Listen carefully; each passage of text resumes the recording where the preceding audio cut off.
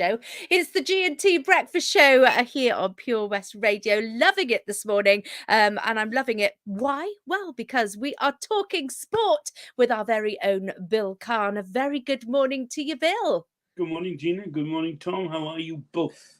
Well, I'm very good, actually. Do you know what, though? Last night, there was a sound bellowing into my garden from Whitland Cricket Club. There was a lot of excitement up there last night. What was going on? Yeah, it was the last game in the Harrison Allen second round, and they were entertaining St. Ishmael's. And two teams that love to attack, and it was a high-scoring game. I watched the first half of it, and in the end, Whitland scraped through by 9 runs. So they're in the quarterfinals. St. Ishmael's are down and out. So yeah, there was a lot of action up there. Some big hitting, Gina. Well, I could hear it all. I was going to come up, but I wasn't looking great, so I thought I'd better not. You might have had a shock, Bill. Yeah, well, you come up, you'll always look at your best, despite what you tell us. I agree, Bill. I agree. So that Harrison Allen, the second round, quarterfinals already upon us. The cricket season. Well, how many matches? How many weeks are we in now, Bill? It's flying through. Yeah, well, if there are any games tomorrow, and you've just put a real damper on that for me, weather. Thank you very much. It's week 7. It's crazy. Wow. 2 more weeks and we're halfway through the season. Yeah. Gosh. For those that may have supersonic hearing, you're not hearing things. There's an issue of a battery needing being replaced, so don't worry about it. We are aware, and it's going to be swapped out. So we'll stick with the Harrison Allen, Bill. So we've had Whitland and beating St. Ishmael's. What other matches have seen the quarterfinalists go through? There have been some exciting games and there's some easy ones. If you had to pick not the shock, because they're both good sides, but Cresselly scored 201 for 7 against Narberth, who then went and got 202 for 7, despite the fact that Kyle Quartermain, their captain, left early, was out early. More of that later. Ewan Izzard at 86 and Morgan Lewis 45 for Cresselly, as Davy Johns took 4 for 46 for Narberth. Big scores, Gina knows well. But Narberth got 202 for 7 thanks to Lewis Hoff 57 and a late Jordan Howell 31. Not out a bit more about that later as well. So that was a sort of it was a bit of a surprise, I suppose. No surprises at Llanrhian. Nayland scored 219 for 4, Paul Murray 69, Ashley Sutton 86, and the old warrior Greg Miller back to score 30, not out at the end. And then they pulled Llanrhian out for 61, Patrick Hannon 5 for 24. Not a good day for the Fraser Watson boys. Hook played Branston. Hook 165 all out. Aled Phelps 41. They beat Branston 128 for 8, despite 50 for Robbie Hood. Carew won easily against Stackpool. Stackpool only scored Gina 64 for 4 in 22 overs. Now, that is slow by today's standards. Jared Sharrett plays rugby for Pembroke, 31 not out. And Carew was 65 for 1. Whitland, as we just said, beat St. Ishmael's. Burton had a good win over Stackpool. Stackpool 64 for 4. Start again with that one. I'll go down to Saunders for 212 for 7 last night. That was the other game. Danny Kane, a magnificent 106. I wish I could play cricket like that bloke, Tom. 10 4s and 7 6s in that. That's nice. The way to hit. That's the way to play cricket. Only 20 singles, and he'll get you a 170 for 8. And in the other game, as I say, Langham what a walkover. Larne sadly couldn't get a team, which is, I think, always a great shame if a club can't do that. Yeah. And go on, Gina. Well, I was going to say that's a heck of a lot of cricket which has gone on in this past week. It is, Gina. It's the busy time. Yeah. They've changed the system around. It used to be the Harrison Allen first, then the Dougie Morris. But they've changed it because the Harrison Allen's 22 overs, the Dougie Morris 20. So it's longer evenings now. So they've got more chance to finish the games in some light. So that's the thinking behind that. Yeah, and remind those that might be new to hearing about cricket, they might have driven past it. I saw a match being played on the racecourse the other day, and it does look quintessentially Pembrokeshire and British to see men in all their whites. The Harrison Allen is a competition for who in the divisions? Harrison Allen is for every first team. The DR Morris is for all the first division and the top 6 from the previous year of the second division. So they're both the Harrison Allen's the blue ribbon event. If you ask Cliff, who is that young lady's much worse half, he would say if he had to play, he would want to play and win in the Harrison Allen, wouldn't you, Gina? Yes, oh, definitely. Yeah, Big that's game. the game. That's the one.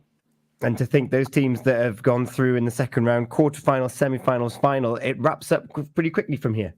Yes, it does. There'll be a gap. There's a gap in the Harrison Allen. They don't the semi-finals of that, and they won't play that for several weeks now. I think it's a good thing to get the game. There's a lot of games played. Get the early rounds as early as they can, and then they can have allowances for bad weather later on. Yeah. And then looking at those first division teams, then the cricket fixtures for this coming weekend, we've got a few tasty clashes going on. Oh, top of the table. They love each other. They hate each other. Criselli at home to Carew. Third versus second. That's a big game. That is which, however you wrap it up, that's the game of the day.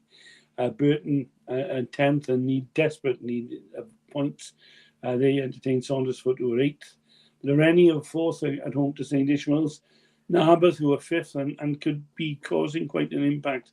They're playing it against Branston, who, like Burton, have come in, got promoted, and are finding it hard going. And Neyland, who are top at the moment, just about. They play at home to Langham. That'll be a good game as well. Some big hitting guaranteed there, I think. Yeah, because although Langham are 6th, they can't be written off. We found this out last year, didn't we? Like Langham had a late resurgence, and Neyland won't be going in there relaxed. No, I think both. But if you said who are the danger teams that others are always wary of, Narberth and Langham are in that category, and Saundersfoot are coming into that category as well, because they've all got people who can change a game in the space of 2 or 3 overs with their big hitting. Simple as that. Oh, it's very exciting. And looking down to the Division 2, then you've got Carew and Criselli in Division 1. Carew seconds in Division 2. They're going to be facing off against Johnston, who we've said if you're free and want to play some cricket, Johnston is the place to go. Exactly. They are looking for players. It's nice to see Jonathan Trigg and his son George playing for him in the Cup last week to help out. And I think there is a rallying cause because Johnston are a popular club. They're a team full of characters. You look at Steve James, who does the pitch. He umpires. He scores when he's needed. John Summons. These old timers will play through injury and play despite other interests, but they need players. So let's hope a few people more join them. Yeah. And I suppose that the clash in Division 2 also showing why Whitland will be disappointed yesterday with the Harrison Allen. They're top of Division 2. They played Tish, who was 7th in Division 1. They're taking on Haverfordwest, who, of course, have gone down to Division 2 this season, who are 3rd. That's going to be an interesting fixture. And it's on the racecourse, so Haverfordwest will be hoping for a win there against Whitland. Whitland are a strong side. They got some very, very good players. Kilgetty, who are 4th, are playing Hook, who are 2nd. That's the other top game. Packed with young players, talented young players, and Kilgetty, a very experienced side with some youngsters as well. So lots of cricket there. Llechryd, who are 5th, play Clanrian, who are 7th, and Pembroke Dock 6th. They take on Criselli seconds, who struggled this year. They won their first game last week, and they're 9th. So lots of cricket. Don't forget, Tom and Gina, besides those 2 divisions, there's another 4 divisions of cricket. So there's lots of cricket going on in the county, that's for sure, yeah. Where will we find you? Which boundary will you be having a little stroll around? Well, you put a damper on it for me today. I'm looking forward to Saturday. Now you tell me it's going to be a blinking storm. Thanks, Tom. That's put paid to your bit of cake and tea. Yeah, that's you're an understanding person.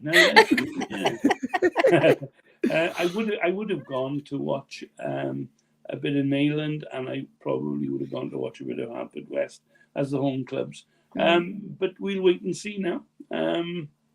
Gawney Weld, as they say in Welsh. Yes, we will wait and see. I'm out and about tomorrow as well in Carew, funnily enough, and I'm hoping that the weather stays away. So that's been men's senior cricket, but of course we are watching with interest ladies cricket, their division, but also this the county cricket team as well. Yeah, they're playing in this sort of revamped Premier League in Wales. They're playing against top sides. I mean, for example, this week they entertained at Kilgetty, lovely pitch there. The ladies from Newport who scored 230 for 5, and Pembrokeshire won 4-3 all out. But it's a good learning curve for them, folks. They're playing against people like Georgia Parfitt, who's the current Welsh wicketkeeper. She had 13 fours in 107 not out for Newport. And Marion Shah Haberdine had 33 as well. Emilia Wilson, she's playing ladies cricket, but she's also playing in Llecryd first team in the Pembrokeshire League as well. In the first two echelons, so it's good. And she had 2 for 16.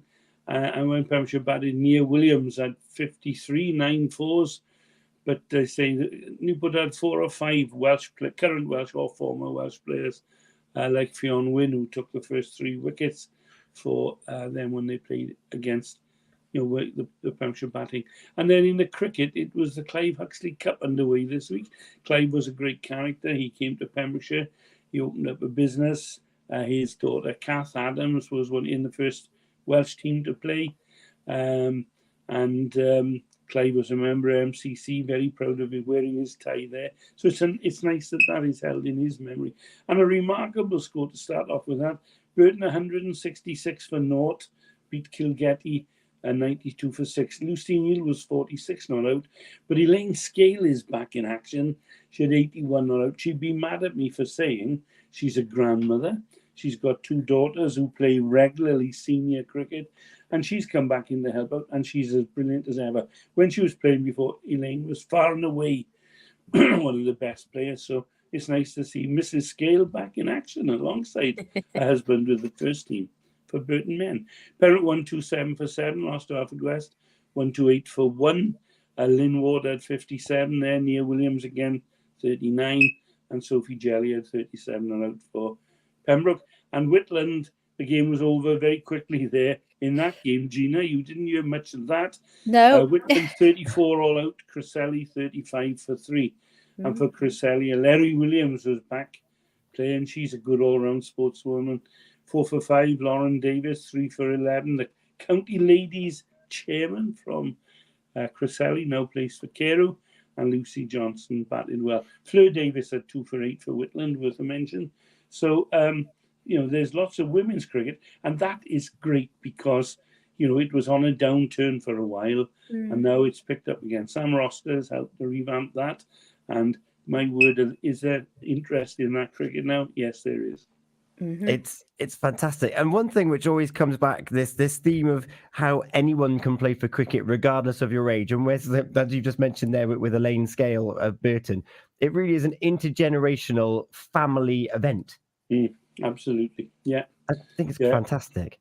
I think if you watch the indoor cricket last year and watch the ladies playing there, the support that they give each other, the support that they give their men teams, they turned up to cheer them on. It is a really great camaraderie in ladies cricket. Gina, well, I was going to say, if you're going into... Oh, no, I moved aside. Do you know what? There is that real commitment, though, to cricket, isn't there? Because it is a long game.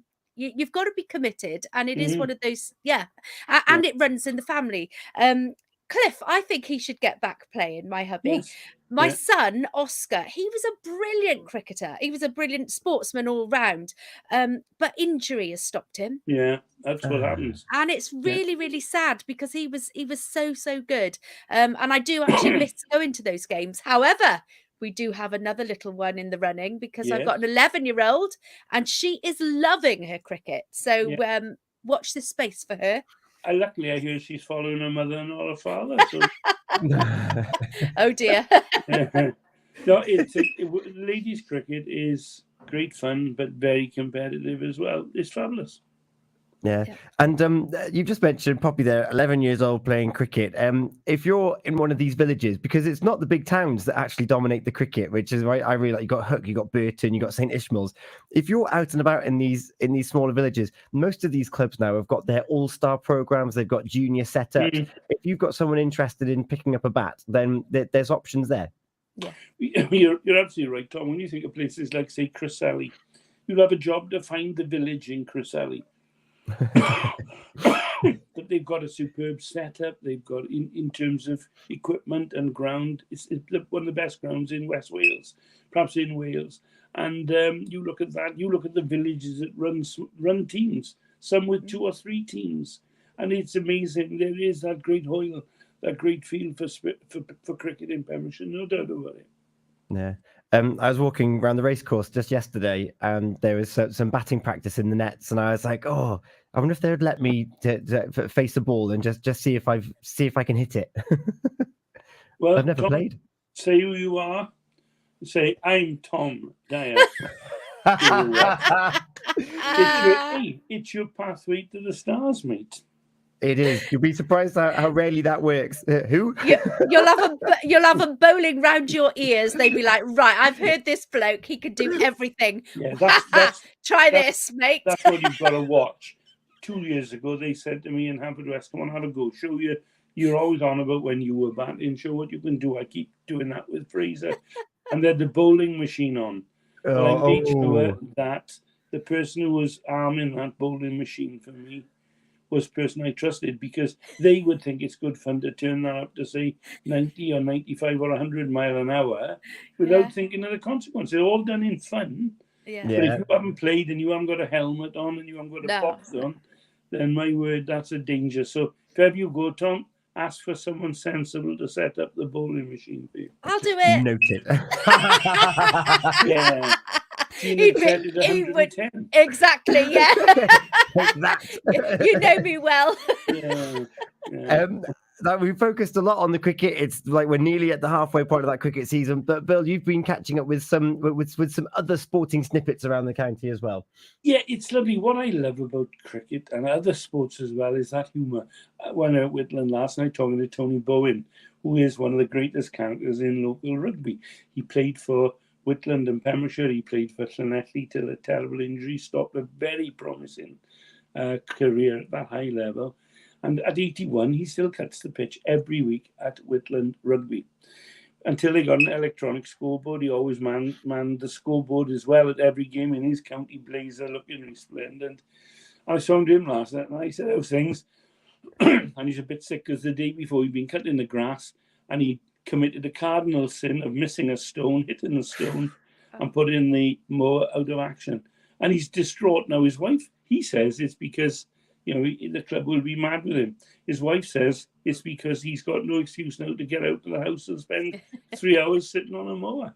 And it's lovely, I bumped into Jack Dudley. We both had an ice cream at the shack in Fishguard, Goodwick at the same time. And his wife was telling me they'd had the club dinner. Yvonne was telling me they had the club dinner at Cree Glass near St. David's last weekend, Friday night. And Jack drove her there, gentleman that he is, and they had a taxi home. And that was it. That was Friday. Saturday came, Sunday came.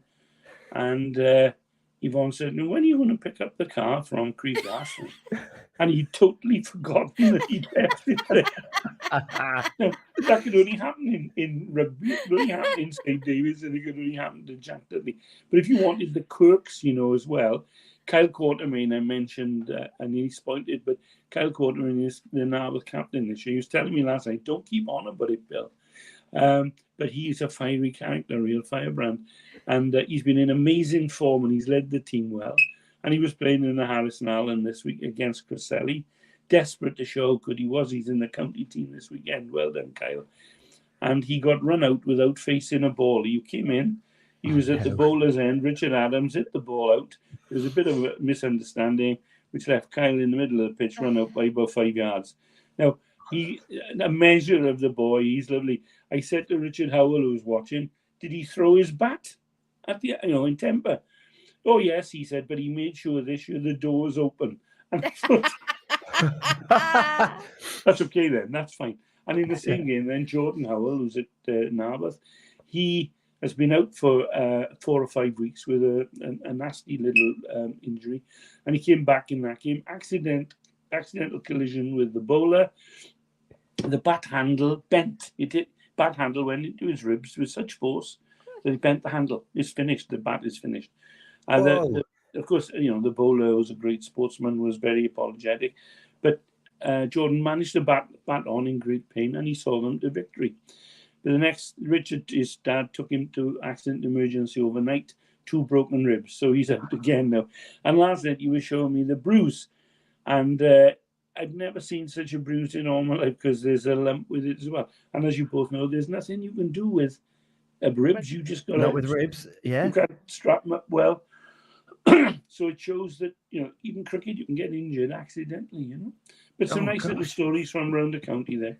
And I always say to people, if you've got any funny stories like that, nice stories, warm stories, tell me and I'll tell you too. Yeah, oh, lovely. perfect. Yes, please. Yeah, we want to hear your sporting stories. And if you want to have your sport featured either here on Friday morning or on Monday evening with the Pure Sport Show, Neat Lemons and Morris, then get in touch. You can email sport@purewestradio.com and we will gladly send a member of the team down there to have a chat with you. Just like Bill, you've been out and about chatting with others we're going to hear from on Monday evening. Yeah, Clyde Bevan is 11 years old. He's a darts player.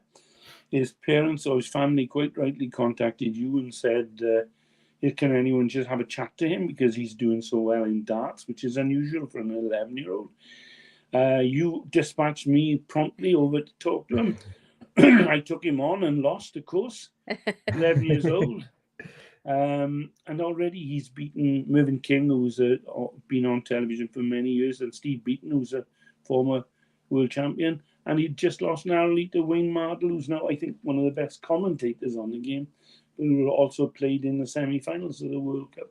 And it was interesting to see that young fella. He is totally committed, and his story will be on Monday night on the radio alongside a chat with Nick Daly, who's heavily involved with Pembroke Dock Cricket Club for the last 30 years. Him and Peter Kingdom have started the Pembroke Dock side for pubs again. Oh, and the pubs can only have one or two players who play. All the others have got to be just people who like going to the pub. And that's a great weekend. So that's coming up.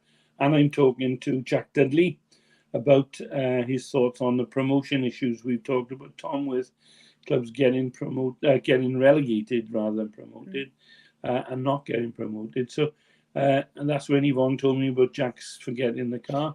But a nice interview with one of the genuine characters of Pembrokeshire Rugby as well. Fantastic. Lots to look forward to. And of course, then we'll have, some nice ones from Fraser as well. Yeah, yep. Indeed. So have we talked all things sport? Are we done with sport now for today? There's one other. There's one other. There's one other thing I want to mention. In a week's time, or in 6 days' time, Haverfordwest County Bluebirds are releasing season 2 of You Can Have It All. Welcome to Haverfordwest. And hopefully we're going to get Ryan on Monday evening to talk us through what we can expect in season 2 in the lead up to the Europa Conference League match draw for who Haverfordwest are going to face. And of course, we've got the news of Haverfordwest match being played in Cardiff City Stadium, National Stadium for Wales of Football. So there's that I wanted to put on people's radar as well, because that's a very exciting time for football. It's fantastic. It's a great time. I was down at the football club this week talking to Georgina and some of the boys. If Marilyn is shopping, I pop over, have a cup of coffee with the ground staff. And I bumped into Georgina there, and she was telling me about the arrangements for Cardiff. I mean, it's an exciting time. It's a pity it can't be played at the ground, but it can't, and that's all about it.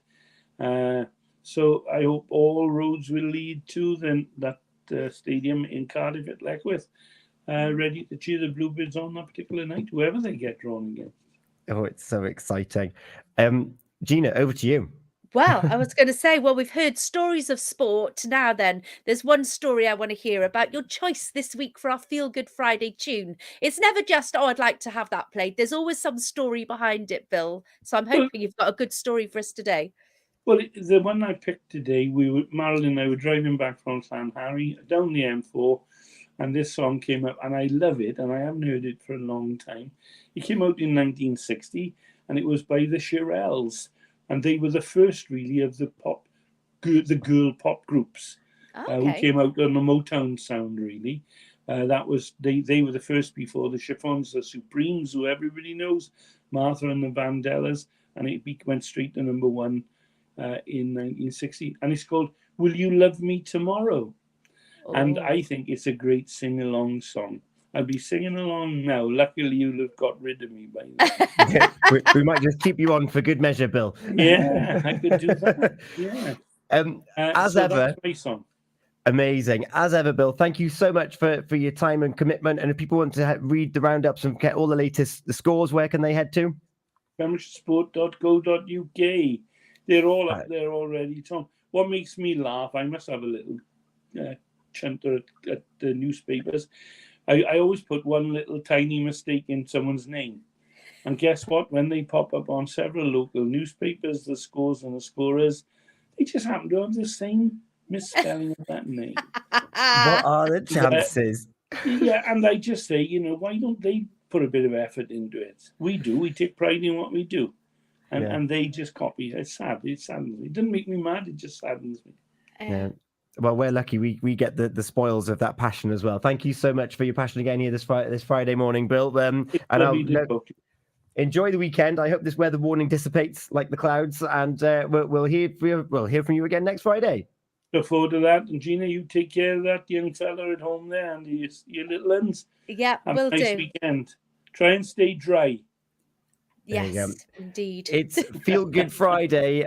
Send your song request in now. You can WhatsApp 01437 764455. You can put it on Facebook because we're about to go live again on our social media to collect your song requests, or you can send us a message on the mobile app. For now, though, it's Bill's choice, the Shirelles. Will You Still Love Me Tomorrow? Of course I will. Feel Good Friday with Pems Paving, your one-stop shop for driveways,